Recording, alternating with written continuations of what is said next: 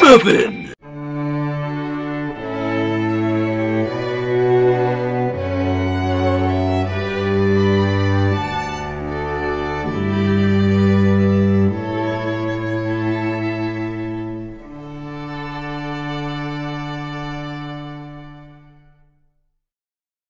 Hi, I'm Chris Marland. And I'm Matt Hancock, and welcome to Playing Devil's Advocate. The show where we look at movies and ask, how can they release this shit? I'm sorry. Unless you can't already tell, this is going to be a very balanced and not biased at all review of Indiana Jones and the Crystal Skull. Let's get started, shall we?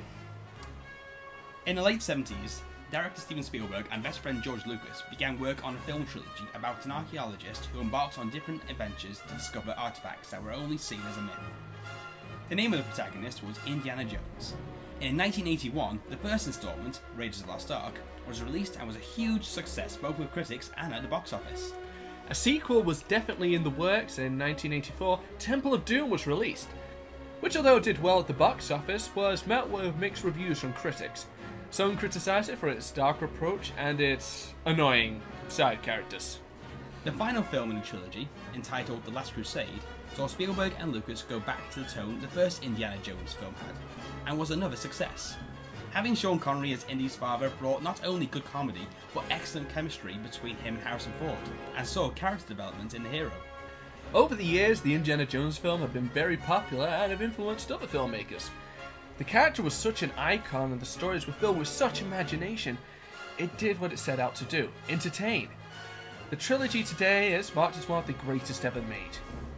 It was that popular that fans for years were demanding the return of the Man in the Hat. And in 2008, Dr. Jones returned for his fourth outing in The Kingdom of the Crystal Skull. And what was the film like? Well, it's time to find out. This is Indiana Jones and the Kingdom of the Crystal Skull. Oh, wow! The original Paramount logo, like in the other Indiana... What in God's name is that? A CG gopher? Kind of corny. They show a retro logo of the studio that made the film in order to give it an old school feeling, but then they show a digital gopher. But most importantly, why did they choose that as the Paramount logo to fade into? Could they just have chosen a mountain in the background whilst the Russian army drove past it? Meh, I don't really mind. It's only a screen for like a second. Anyway, we follow a convoy of Russian soldiers as they bring into where Brett Spiner is studying a crashed alien ship.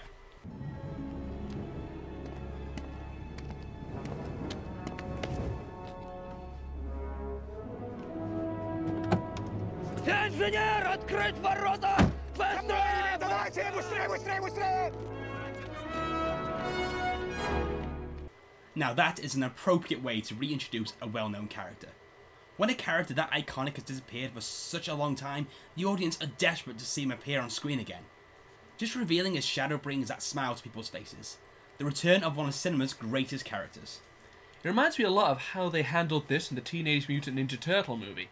If I can credit the director of this film with one thing, they really know how to build in suspense. I've thrown some classic indie sound effects for good measure. And here's our main villain. Colonel Dr. Irina Spelko. Must resist. Rocky and Bullwinkle clip. The first three Indiana Jones films had memorable and threatening villains. Just by their presence, you knew they were people you wouldn't want to mess with. Cate Blanchett's character, for me, is too comical to be taken seriously.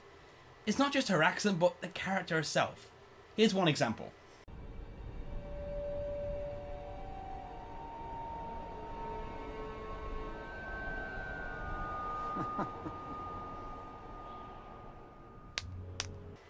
What was that? In the Temple of Doom, Molaram used black magic, which was part of the religion he believed in. When we were introduced to him, we saw him use this sorcery, and straight away we knew he was going to be a good villain. Here we see her attempting to read Indy's mind, and it just comes across as odd and silly. Indy's reaction is the same as my reaction. This is the villain that he is going to be up against for the next 2 hours. Ironic as it sounds, I do actually miss the Nazis. So just to recap. Religious voodoo good, psychic powers bad. Anyway, after the Russian mime meld is performed, we get a nice callback to the original film. And Indy is forced to help the Russians find something in a pretty suspenseful search. And even after they found what they're looking for, we're still kept in the dark. Indy then finds out his psychic Mac is actually working for the Russians! Too bad we don't care about this character, otherwise this would be a good twist. Would have helped to save it, but, you know, take what you can get.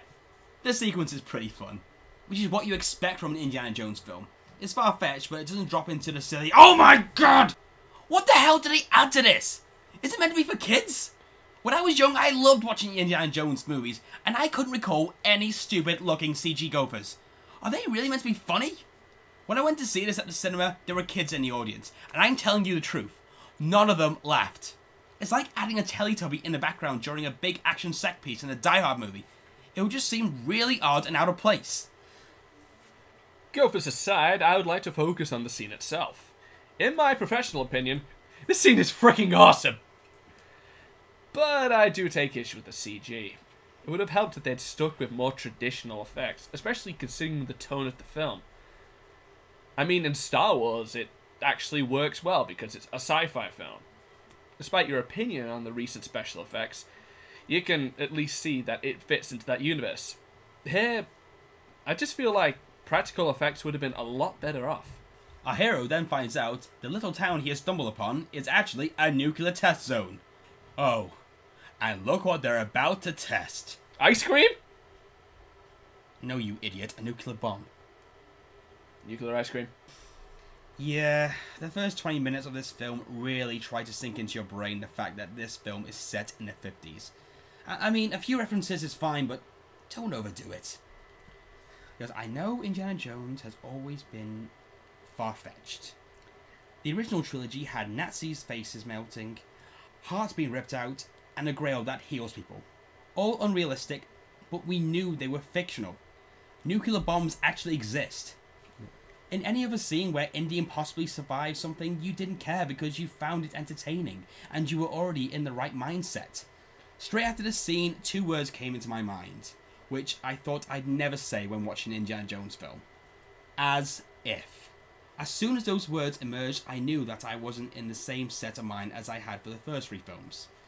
Overall, I feel it's because this scene includes something that we are familiar with, and know that nobody could survive it. For me, it just doesn't work. Look how he gets out the fridge as well. It's like he hasn't been injured at all. And what was the purpose of the scene? To tell its audience that it's set in the 50s. Because we really couldn't tell when it clearly said at the beginning, 1957. And what do I think about this scene? I think it's fine. I mean, honestly, Indiana Jones has played fast and loose with physics before, and as a writer who has shown a comic strip where like a ninja fights a dragon along the side of a dam wall, I think it would be pretty out of character for me to start disbelieving in this now. But just for the record, here's some more things that could never happen in real life.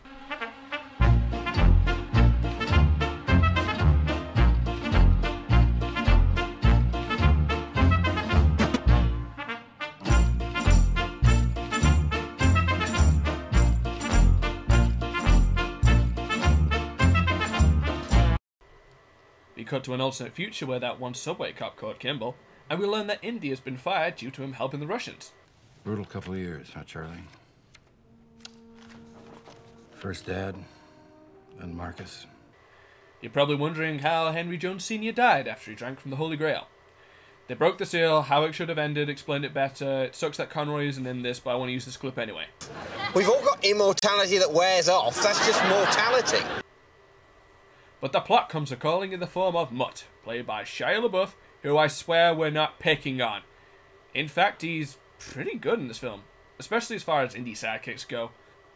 He has evidence that'll lead them to a new treasure, so awesome it has the attention of these guys. In every Indiana Jones film, there is a big chase sequence, and it's good they included one in here. It reminds me very much of Last Crusade, where they include comedy with action, and they pull it off very well. The bit I enjoy the most is right at the end. This is clearly mirroring the end of the chase sequence in The Last Crusade, where Indy is laughing whilst his father gives him that stern look. This is a better example where it shows Indy as an older man. He's more mature as well as not being able to do stunts that he was able to do when he was...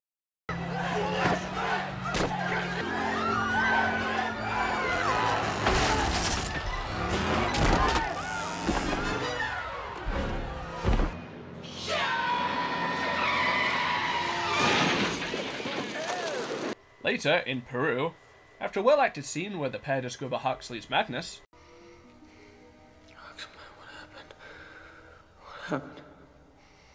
Wound up going blind and crazy in a psycho ward, drawing these strange symbols.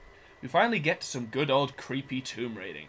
Once Indy and Mutt go search for a crystal skull, I think the movie becomes flat and, if I'm honest, very same old. I understand they're trying to make it look as much like the other Indiana Jones films as possible, but you do wish something new would crop up.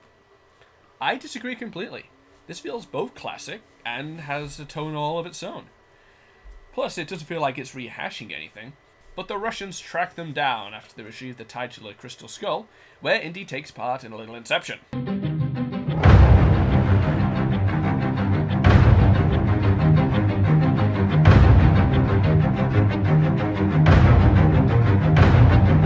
In order to coerce Indy into helping them find the kingdom of the Crystal Skull, the Russians revealed their secret weapon. Marion from the first film. I always found Marion to be the Indiana Jones woman. I know Indy had a different love interest for each movie, but Marion was the one where you felt there was a real connection. She was a challenge for our hero. She wasn't going to let him walk all over her. And that's what presented the true chemistry between them. Also, Raiders was the only film out of the trilogy that allowed the relationship to develop between Indy and the leading female. So, the film seems to have picked up slightly. The story is moving forward, the best Indiana Jones woman has joined the adventure, and there hasn't been any dumb-looking CG animals for a while. I think the film has found its feet. Speaking of finding their feet, this has nothing to do with feet. Seeing their opportunity, our heroes escape. Oh no, they're stuck in quicksand. This scene would probably work a lot better if the film was a sitcom. A family go away on holiday, get captured by Russians, and they end up in quicksand. How could this day get any worse? Good work, Ox. Thanks. Help. So our heroes are caught once again by the Russians and are placed inside one of their trucks. Mutt is told that Indy is his father. Wait. Hold on a second. Both characters could have found out they were father and son at the same time. They could have ended the camp scene, got to the next morning where they are now. A pointless scene. There! Are you happy? Our time has been pilfered and you've nothing to show for it! But there are still no CG gophers to be seen. If it was a pointless scene, then we couldn't have used the Seinfeld clip. This leads to a pretty epic chase scene on speeding vehicles through the jungle with some awesome sword fighting on moving cars. Whoops, there goes Henry Jones IV. And then, of course, we get vine swinging monkeys. Okay. This is the point where my face met the palm of my hand. This is the moment where I have lost all hope. This is a Jar Jar Binks of the film. This is where I wanted to close my eyes and wake up to find this was all just a bad dream. This is silly. The CG monkeys look ludicrous. It's obvious the background is green screen, and the cinematography is awful. What is with the soft light in this film? Was there any need for this vine swinging sequence? Not really, as it adds nothing but pure cheese with extra cheese on top and cheesy fries on the side. If this is not cheesy for you, brace yourselves, people. Oh wow, look at that, ladies and gentlemen. Our supposed to be villainous villain is being attacked by CG monkeys.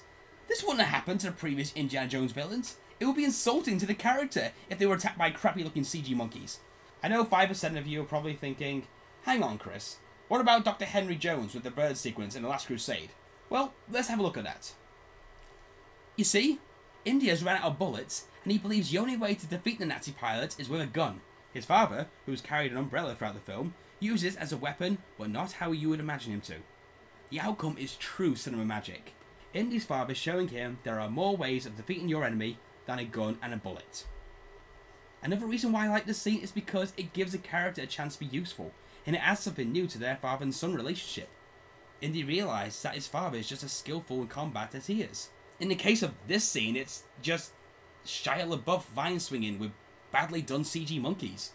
The Henry Jones scene was something different. Here it reminds me too much of Tarzan. If this sequence was cut out and Mutt was still in the vehicle, then it would just be the same. The car chase would continue, Shia LaBeouf wouldn't have felt humiliated, and the studio would have saved some money. Even though the sequence didn't cost much because, oh my god, it's terrible. This film has so many faults, but this is a standout for me.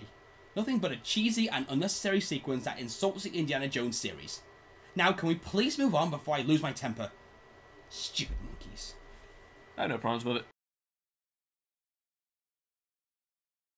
So the monkeys attack Rush in McFake accent, proving once again that animals in the Indie universe know a bitch when they see one. We discover that Mac's a good guy again. Still don't care. And we get to our regularly scheduled fistfight with a big dude in one hell of a creative fight sequence. Hey, Dad, look! I covered my back with honey, and now the ants are taking me home. The adventure finally finds itself in the Kingdom of the Crystal Skull. The Jones family and their sidekick head deeper inside, narrowly avoiding a Mortal Kombat fatality. In Raiders of the Lost Ark, they managed to have a couple of scenes where Indy's relationship with Marion could really develop. It obviously didn't overshadow the adventure, but at least you knew a love subplot was present. Crystal Skull doesn't seem to have that. There are hardly any love scenes between these two characters. He actually doesn't have any scenes where two of them are alone completely. It's as though the adventure was more important than anything else. Well, do they really need to? We've already had Indy and Marion getting together. They'd just be rehashing what they've already done. It's like in a sequel where the characters essentially go back to square one and the hero and the love interest have to fall in love all over again. It's just wasting time. Oh no, Mac's a bad guy again. Still don't care. Now we get to the bit that really got Indiana Jones fans angry. We see an alien. Today I'm still confused on why so many fans are more angry about this than that stupid looking CG monkey scene. Don't show it again! Throughout his adventures, Indy has seen spirits, black magic being performed, and the Holy Grail, all to do with religion. And in a society where atheism is growing, and many question the possible chance there is life on other planets, people think this isn't acceptable. This whole aspect of the film is really overblown. I mean, we've already had religious artifacts, and in some regards, this is another form of God. Even if you hate the idea of aliens in an indie film, you're still surrounded in creepy and, for lack of a better word, Indiana Jones-ish environment. The villain has her brain melted, nice touch. Mac dies, still don't care. And the alien flies off in a reject from an Ed Wood film. Yeah, this... I'm gonna be honest, I've been with this film up until this point. I mean, you have the director of Close Encounters of the Third Kind, E.T., and Star Wars, and this is the design of the spaceship you go... It would have been a hell of a lot better if they just had a shot of light going up into the air. No, the alien concept is a good idea, but don't kill it with this. Why have it? Can we just see the kingdom teleport or just vanish? Indiana Jones isn't science fiction. Slightly touching upon science fiction seems fine to me, but including a spaceship feels as though it's stepping too far into the genre. Where did they go? Space? Not into space. Into the space between spaces. Bullshit! That's a spaceship, they're going to fucking space! And thus we conclude our film with Indy and Marion's wedding. Indy is older and more mature in this film, so him getting married seems to make sense. And out of all the women he has been with in the past, you are glad he is tying a knot with Marion. No! Don't you dare! Don't you even think about wearing that hat after that pathetic little vine swinging scene! Besides, it would ruin your perfect hair. So that was Indiana Jones and the Kingdom of the Crystal Skull. And in case you haven't guessed yet, we're a little divided on it. I will say that looking back at this film, it has made me realise that there are some good scenes, but it's a shame there are more bad scenes. It feels as though Spielberg and Lucas wanted to introduce Indiana Jones to a new audience, and I'm fine with that. But it is a poor attempt. It is also a bit of a bore. The first half of an hour of the film is entertaining, but soon after it's just Kate Blanchett with a cringy performance, Ray Winston wondering after a while what is his purpose in the film, Shia LaBeouf being annoying and very mediocre set pieces. If this is the last Indiana Jones film, half of me feels happy about that, but half of me doesn't. The reason why I would be disappointed if this is the last film is because for me it's such a mess at times and the ending doesn't give you that feeling the other three did. When the end credits rolled for the three previous films, once the main theme came on, a grin came to my face. And it's a theme tune that made you feel like a kid again and wants to go on an adventure. Here, once the theme tune came on, I felt like a grumpy old man who just wants to complain about this movie. For me, the ending of The Last Crusade is the real farewell of Indiana Jones. It's the perfect send-off.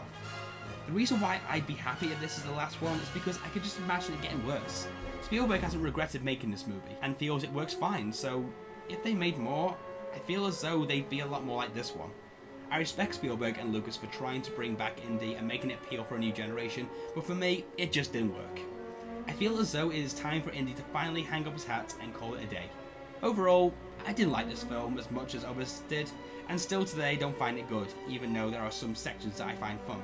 I am happy to see that since this film, Spielberg has made brilliant films, and he is a director that I'll always admire, even when he makes the occasional bad. I, on the other hand, thought it was pretty good.